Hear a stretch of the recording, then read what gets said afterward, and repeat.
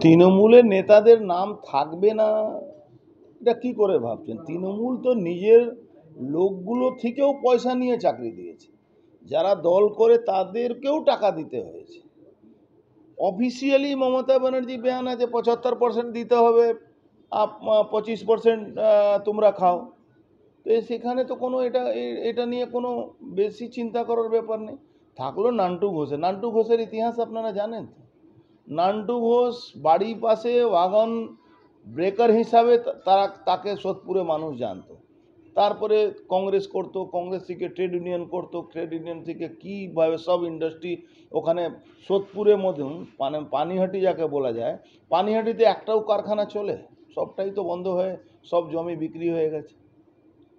এবার ওনার ছেলের, ওনার পুত্রবধূ নাকি এখানে তার টেম্পটেডের মধ্যে নাম আছে।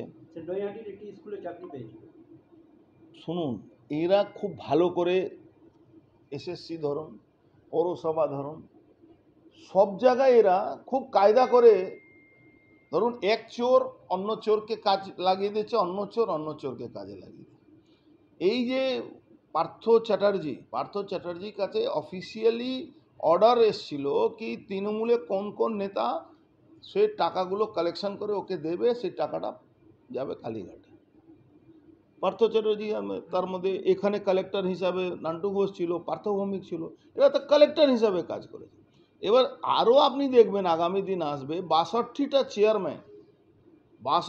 চেয়ারম্যান এর মধ্যে ইনভলভ আছে। শুধু পৌরসভা চাকরি করা যায়, পৌরসভাতে চাকরি দিয়েছে তারা, অফিসিয়ালি পয়সা নিয়ে এই চাকরিগুলো দিয়েছে।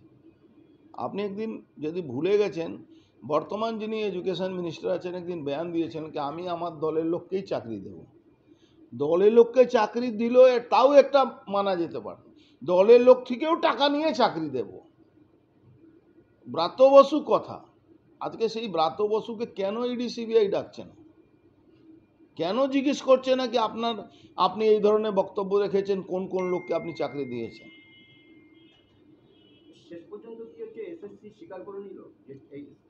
এখন এই কেসে তো মমতা ব্যানার্জি নামে এফআইআর হওয়া উচিত। যদি চৌটালা নামে এফআইআর হতে পারে, চৌটালা 12 বছর সাজা হতে পারে, তাহলে মমতা ব্যানার্জি নামে কেন এফআইআর হবে?